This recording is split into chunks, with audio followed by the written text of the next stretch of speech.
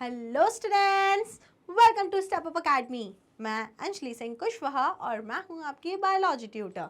आज हम स्टार्ट करेंगे क्लास 11th का चैप्टर नंबर 17 जो कि है locomotion and movement. And today in this chapter we will gonna study about human muscular system. तो भाई हमारी बॉडी में बहुत सारी मसल्स होती हैं। अगर मैं आपकी स्किन को रिमूव कर दूं और आपको आपकी बॉडी की सारी मसल्स शो करूं तो आप कुछ इस तरीके के दिखेंगे। वो तो स्किन है जो आपको इतना सुंदर बना देती है, नहीं तो आप सब और मैं कुछ इस तरीके के दिखते होते। ये देख रहे हो आप इसको, ये कुछ ऐसे वाला पोज करके बैठा हुआ है। हमारी बॉडी में अराउंड कितनी मसल्स होती हैं? The human body contains around 639, almost आप मान लो 640 मसल्स। तो in total our body has 640 muscles. इतनी सारी मसल्स ने मिलके हमारा जो एक नॉर्मल स्ट्रक्चर है उसको फॉर्म किया है। साथ ही साथ में ऑल द मूवमेंट्स जो हम कर पाते हैं, all because of these muscles. तो हमारी बॉडी में 3 डिफरेंट टाइप की मसल्स होती हैं। उसके पहले मसल्स के बारे में कुछ जनरल बातें देख लेते हैं, जैसे it include muscles which are mesodermal in origin. तो मस्कुलर सिस्टम में क्या आता है? Muscular system mainly include the muscles and the muscles are derived from the mesoderm. तो आप जानते हैं we have total of 3 germ layers. जब हम एम्ब्रियोनिक स्टेज में होते हैं तो हमारी बॉडी में 3 जर्म लेयर्स होती हैं, the ectoderm, the endoderm and the mesoderm. इन्हीं 3 लेयर्स के डिफ्रेंसिएशन से हमारी बॉडी के वेरियस ऑर्गन फॉर्म होते हैं। तो if we talk about muscles, muscles कौन सी लेयर से बनती हैं? Muscle is formed from the mesoderm. Mesoderm से बनती हैं सारी muscles. Okay, muscle constitute about 40 to 59% of the body weight. हमारी बॉडी का जितना भी वेट होता है तो उसमें से 40 to 50% अराउंड हमारी सिर्फ मसल्स का वेट होता है। Muscles have excitability, contractility, extensibility and elasticity. तो आप इसको याद रख लो with C-triple-E. These are the 4 properties of muscles. ये 4 properties हैं जो हर किसी मसल में होती हैं। क्या 4 property हैं भाई? सबसे पहले C से आप याद रखो contractility. तो muscles have the property to contract. Muscles have the property to contract. Second इसे आप याद रख लो excitability. What do you understand by excitability? That muscles respond to any stimulus. कोई भी अगर स्टिम्युलस आया है, कोई भी इम्पल्स आई है तो मसल्स उस मसल्स के लिए रिस्पॉन्ड करते हैं। Then it has extensibility. Now what do you understand by extensibility? Extensibility का मतलब ये होता है कि अगर आप उस मसल को एक्सटेंड करना चाहो, खींचना चाहो, ठीक है, मसल ऐसे आप कोशिश करो कि उसकी लेंथ थोड़ी इंक्रीज हो जाए, एक्सटेंस हो जाए, तो it can extend. And the third E is the elasticity. What do you understand by elasticity? अगर मसल contract या relax हो रही है तो it has the property to come in its normal position again. Muscle वापस से अपने normal position में आना चाहती है, तो it also has elasticity. It can extend, contract हो सकती है, रिलैक्स हो सकती है, एक्सटेंस हो सकती है, बट वापस से अपनी नॉर्मल पोजीशन में आ जाएगी। तो 4 क्या प्रॉपर्टीज होती हैं मसल्स की? C-triple-E, contractility, excitability, extensibility and elasticity. ये 4 प्रॉपर्टी आपको हर किसी मसल में देखने को मिलेंगी। Now based on location, very very important, कई यही क्वेश्चन पूछ लेंगे नीट में कि भाई जो मसल्स का क्लासिफिकेशन किया है इनटू 3 कैटेगरीज, वो किस बेसिस पे किया है? तो बेस्ड ऑन द लोकेशन कि कौन सी जगह पर कौन सी मसल प्रेजेंट है, इसके बेसिस पर मसल्स को 3 तरह से डिवाइड किया गया है। Number 1 we have the skeletal, the striated और द वॉलेंट्री मसल्स। कौन सी मसल्स है सबसे पहले भी हमारे पास सबसे पहले हमारी बॉडीज में होती हैं द स्केलेटल मसल्स। कौन सी muscles? Skeletal muscles. Secondly, we have the visceral, non-striated और the smooth muscles. क्या नाम है भाई दूसरी वाली मसल का? Visceral, non-striated या फिर smooth muscles. And the third type of muscle that is present in our body are the cardiac muscles. Which muscle? Cardiac muscles. तो ये 3 तरीके की जो मसल्स हैं ये आपकी बॉडी में प्रेजेंट होती हैं। बेस्ड ऑन द लोकेशन कि कौन सी जगह पे कौन सी मसल प्रेजेंट है, इसके बेसिस पर ये क्लासिफिकेशन किया गया है। सबसे पहले अगर हम डिस्कस करते हैं अबाउट स्केलेटल मसल, तो अगर हम स्केलेटल मसल्स की बात करें तो ब्रैकेट में स्ट्रिएटेड भी लिखा है, क्या लिखा है, स्ट्रिएटेड। तो आप अगर स्केलेटल मसल के स्ट्रक्चर को ध्यान से देखोगे तो you can see the striations on it, आप उसके ऊपर देखो तो आपको कुछ लाइंस दिखती हैं। अगर if this is a muscle, अगर ये स्केलेटल मसल है तो आप इसके ऊपर देखो तो आपको इसमें ऐसे करके लाइंस ऑब्जर्व होती हैं, हो रही हैं कि नहीं हो रही हैं। ये वाला डायग्राम देख लो, नहीं समझ आ रहा अपनी एनसीईआरटी का डायग्राम देख लो, गूगल करके डायग्राम देख लो, कहीं से भी डायग्राम लेकिन देख लो। तो आप जब देखोगे स्केलेटल मसल के डायग्राम को तो आपको वो एकदम स्मूथ नहीं दिखेंगी, आपको उन मसल्स के ऊपर स्ट्रिएशंस दिखेंगे, धारियां दिखेंगी, लाइन लाइन दिखेगी। तो that is why these muscles are called the striated muscles. Which muscles? Striated muscles. ठीक है, striated तो समझ आ गया। अब वहां लिखा हुआ है skeletal muscle। अब इसे हम skeletal muscle क्यों बोल रहे हैं? Because skeletal muscles are the muscles that are attached with our skeletal system. तो जो हमारा skeletal system होता है, it is formed by bones. हमारी जो बॉडी में बोन्स होती हैं वो फॉर्म करती हैं हमारा skeletal system। तो स्केलेटल सिस्टम से जो भी बोन अटैच है that will be a, skeletal system से जो भी मसल अटैच्ड है, let me correct myself, skeletal system से मतलब बोन्स से जो भी मसल अटैच है that muscle will be known as skeletal muscle. क्या बोलोगे आप उस मसल को? That muscle will be known as skeletal muscle. Okay, और स्केलेटल मसल्स को साथ साथ में क्या बोलते हैं? Striated muscles. Why? Because the muscle has striations on it, धारियां बनी होती हैं मसल के ऊपर। ओके, ठीक है। सो सबसे पहली बात तो क्या आपको याद रखनी है about skeletal muscle? They are attached to the skeleton, मतलब they are attached to the bones. तो जो भी मसल बोन से अटैच्ड है they are the skeletal muscle. They have striations, उनमें धारियां, स्ट्रिएशंस प्रेजेंट होती हैं। Third, they are voluntary. तो ये अब क्या होता है वॉलेंट्री? वॉलेंट्री का मतलब है these muscles work according to our will. मेरी मर्जी है तो ही मैं अपनी इस वाली मसल को ऐसे कॉन्ट्रैक्ट करने के लिए बोलूँगी, इस वाली मसल को ऐसे कॉन्ट्रैक्ट करने के लिए बोलूँगी, इस वाली मसल को ऐसे कॉन्ट्रैक्ट करने के लिए बोलूँगी। अगर मेरी मर्जी नहीं है तो मैं इसको नहीं बोलूँगी ऐसे करो, नहीं बोलो, तो ये अपने आप ऐसे नहीं करेंगे, ऐसे ऐसे ऐसे ऐसे ऐसे ऐसे ऐसे नहीं करती रहेगी। सो सीधी बात ये है कि जो स्केलेटल मसल्स होती हैं they work according to our wish. वो अपनी मन मर्जी की मालकिन नहीं है। अगर हमने बोला तो दे विल कंट्रैक्ट और रिलैक्स और व्हाटएवर। अगर हमने नहीं बोला, if there is no signal from our side, there will be no contraction और relaxation. So skeletal muscles are voluntary muscle, they work according to our will. हमारी मर्जी होगी तो काम करेंगे, अगर हमारी मर्जी नहीं होगी तो वो काम नहीं करेंगे। तुम्हारी मर्जी होगी तो तुम भागोगे, कोई तुम्हें जबरदस्ती, अपने आप नहीं भागने लगोगे, तुम्हारी मसल अपने आप ही कंट्रैक्ट करके तुम्हें भगाने लगी। ठीक है, तो भाई skeletal muscles are voluntary muscles. Okay, they have rich blood supply. तो skeletal muscles have rich blood supply. They have fatigue muscles, मतलब इनमें क्या प्रॉपर्टी है? They can get tired. तुम्हारे पैरों की मसल्स हैं, तुम ज़्यादा वॉक करोगे तो थक जाओगे, पैर दर्द होने लगेंगे, मसल्स में लैक्टिक एसिड फॉर्मेशन हो जाएगा, मतलब दे कैन गेट टायर्ड। अब कुछ मसल्स ऐसी बोलोगे मैम ये ऐसे क्यों लिखा है टायर्ड? कोई मसल थक भी जाती है क्या? मतलब ये वाली तो थक रही है, कोई ऐसी भी है क्या जो नहीं थकती कभी भी? तो अभी देखते हैं कोई मसल ऐसी है जो नहीं थकेगी क्या, देख लेंगे। तो अभी हमने क्या पढ़ा? हमने पढ़ा अबाउट स्केलेटल सिस्टम। तो उसमें हमने देखा it is attach to skeleton, उसमें स्ट्रिएशन प्रेजेंट होते हैं, इट इज वॉलेंट्री, हमारी मर्जी के अकॉर्डिंग काम करती है।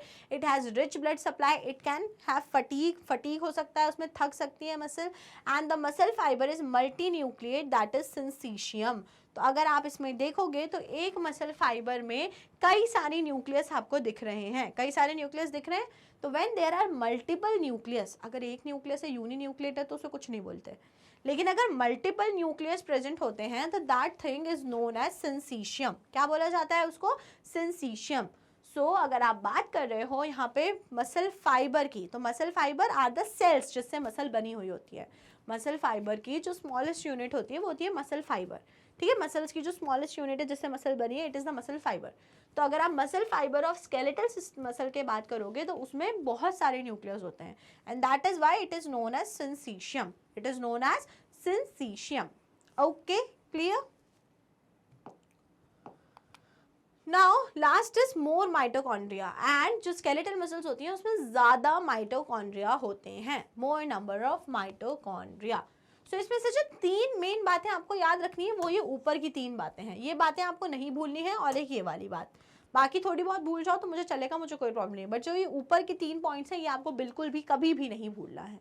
ओके चलो, तो फिर जब आपको स्केलेटल मसल समझ में आ गई तो let's move to second type of muscles in a body, that is visceral muscle और द स्मूथ मसल्स।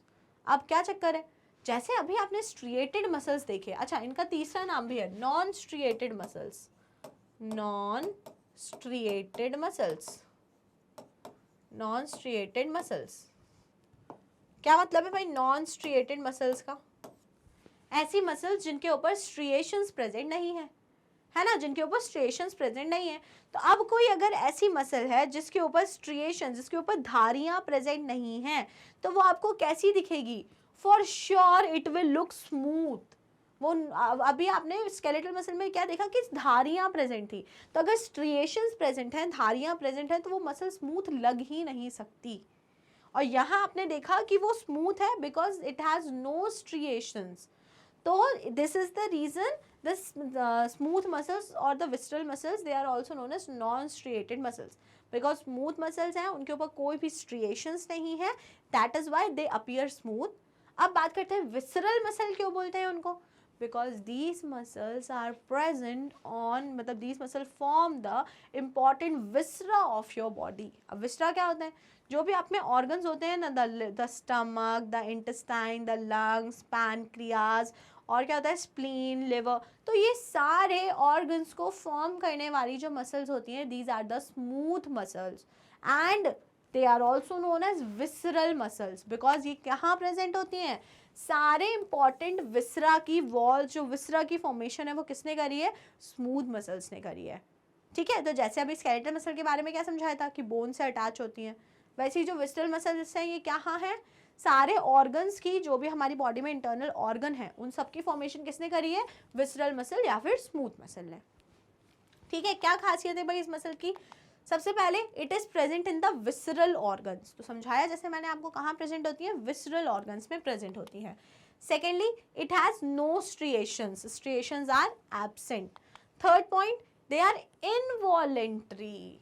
अब सोचो अगर ये वॉलेंट्री होती, सपोज इमेजिन करो, एक कहानी सुनो, पेट है, पेट की मसल मेरी हो गई है वॉलेंट्री, मतलब मेरे पेट पे स्केलेटल मसल आ गई है, इमेजिन करना है, इमेजिन मेरे पेट पे कौन सी मसल आ गई है, मेरे पेट पे स्केलेटल मसल आ गई है। अब क्या होता, मैंने खाना खाया और मुझे बार बार अपने पेट को कॉन्ट्रैक्ट करते रहना पड़ता, टिक टिक टिक टिक टिक टिक टिक टिक टिक टिक टिक, तब जाके मेरा खाना डाइजेस्ट होता।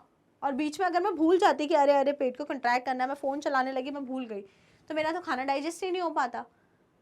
तो इसीलिए हमारी बॉडी ने नेचुरली ऐसा मैकेनिज्म है कि भाई कुछ ऑर्गन्स ऐसे हैं, मतलब जो ऑर्गन्स हैं जिनका फंक्शनिंग अपने आप होती रहना चाहिए, और हमको ऐसे नहीं कि हमें उसे उंगली करनी पड़े कि अरे काम करो काम करो, इसीलिए वहाँ पे प्रेजेंट है स्मूथ मसल। अब स्केलेटल मसल नहीं है मेरे पेट में, मेरे पेट की जो वॉल्स हैं they are composed of smooth muscles, तो वो मेरी विल के अकॉर्डिंग काम नहीं करती, दे आर इनवॉलेंट्री मसल।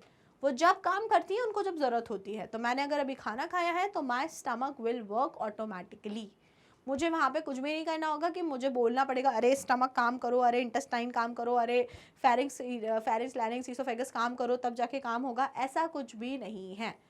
कैसी मसल्स हैं, स्मूथ मसल्स हैं, नॉन स्ट्रिएटेड मसल्स हैं, तो वो कैसी होती हैं, इनवॉलेंट्री होती हैं, तो वो अपने आप अकॉर्डिंग टू देयर विल, जब उन्हें ज़रूरत पड़ेगी दे विल वर्क, उसमें हमारा कोई भी रोल नहीं होगा। Okay, next they have poor blood supply. तो स्केलेटल मसल में आपने पढ़ा था they have rich blood supply, here they have poor blood supply. They are non fatigability. भाई अगर ये वाली मसल्स थक जाती तो सोचो आपके लंग्स काम करना बंद कर देते, बोलते अरे मैं तो थक गई। आपका अगर स्टमक है वो काम करना बंद कर, अरे मैं तो थक गया। आपकी इंटेस्टाइन काम, बोलते अरे मैं बहुत काम कर लिया, बहुत खा लिया है तुमने, अब मैं कुछ नहीं खा सकता, तो मैं थक गया। सो अगर ऐसा कुछ चक्कर होता तो भाई आपकी बॉडी का तो नॉर्मल मैकेनिज्म चल ही नहीं पाता। तो इसीलिए ये जो स्मूथ मसल्स होती हैं दे आर नॉन फटीगेबिलिटी, ये कभी भी टायर्ड नहीं होती, कभी भी थकती नहीं है। Then next they are uninucleate. तो अनलाइक स्केलेटल मसल्स ये कैसी होती हैं, यूनिन्यूक्लिएट, वहाँ पे मल्टीन्यूक्लिएट थी। And they have less mitochondria, they have less mitochondria. तो यहाँ भी सेम यही 3 बात ऊपर की सबसे ज़्यादा ज़रूरी है कि विसरल ऑर्गन्स में प्रेजेंट होती हैं, इनवॉलेंट्री होती हैं एंड नॉन स्ट्रिएटेड होती हैं। ठीक है, so this is everything about the visceral और the smooth muscles. Now let's move to third type of muscle present in our body, that are cardiac muscles. तो नाम बता रहा है कहाँ प्रेजेंट होंगी, बताओ कहाँ होंगी। ऑब्वियस ही बात है, the cardiac muscles will be present only in the heart. तो जो हार्ट की वॉल होती है, it is formed by cardiac muscles. कौन बनाता है? Cardiac muscle. तो ये और कहीं नहीं होती कि कार्डियक मसल मेरे कान में प्रेजेंट है, मेरी आंखों में प्रेजेंट है, नहीं। Cardiac muscles are only and only present in the walls of the heart, सिर्फ और सिर्फ हार्ट में प्रेजेंट है। क्या खासियत है भाई? These muscles have striations। अगर आप देखोगे हार्ट की मसल्स को, that is the cardiac muscles, तो दे हैव striations, उनमें धारियां प्रेजेंट होती हैं, धारियां, striations are present, but they are involuntary. अब खुद सोच लो ना, खुद सोचो, अगर हार्ट की मसल्स वॉलेंट्री होती तो तुम जब चाहते तुम दिल की धड़कनें रोक सकते थे, बिकॉज वो तुम्हारे कंट्रोल में होता ना। लेकिन क्या कभी ऐसा होता है कि तुम्हारे चाहने से तुम्हारी धड़कनें रुक जाएं और फिर चलने लगे? ऐसा तो कभी भी नहीं होता है। तो भाई जो हार्ट की मसल्स हैं, they are involuntary, they are not in our control, and that is why heart keeps on functioning, normally करता रहता है। तो वहाँ चले गए तो घूमने, तुम स्विमिंग कर रहे थे और तुम अचानक से सांस ले, तुम अचानक से दिल को धड़काना भूल गए, ए दिल धड़को, तो बस गेम ओवर हो जाता तुम्हारा। तो इसीलिए जो हार्ट की मसल्स हैं वो कैसी हैं? इनवॉलेंट्री होती हैं, and it just keeps on performing their function without your concern. तुम्हारे कंसर्न के बगैर वो अपना काम करती रहती है, तुम्हारी परमिशन उसको नहीं चाहिए। ओके, सो हार्ट की जो मसल्स होती हैं, the cardiac muscles, they are involuntary, they have striations and they are found in the wall of the heart. Next, they have rich blood supply, तो they are richly blood supplied, they are non fatigability. भाई थकेंगी, अगर दिल कभी थक गया तो बस गेम ओवर है उस दिन, तो बिल्कुल राम नाम सत्य हो जाना है।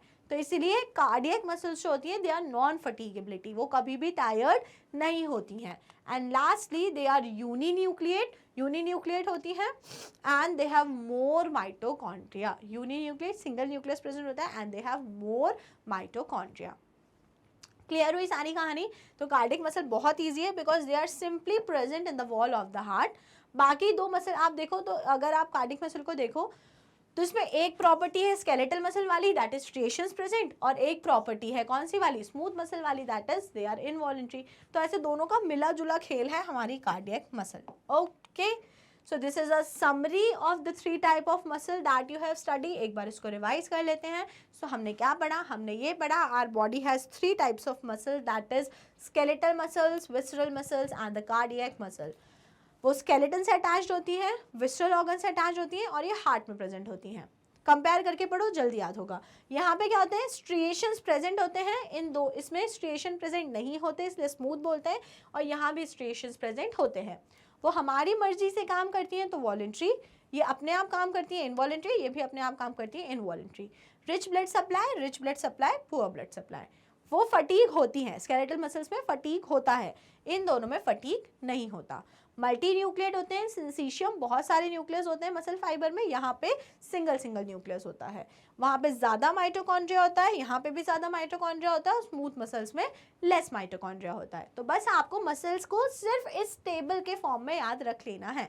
मसल्स की कहानी कोई बिल्कुल डिफिकल्ट नहीं होती है, सिर्फ इतनी सी कहानी है, इसको याद कर लो। आपको ये भी पता है कि muscular tissue is a type of tissue. 4 tissue होते हैं ना हमारी बॉडी में, the epidermal tissue, the connective tissue, muscular tissue and the neural tissue. So muscular tissue है, इसकी बस इतनी सी कहानी आपको याद रखनी है, जस्ट दिस टेबल, कि कौन सी मसल की क्या प्रॉपर्टी होती है।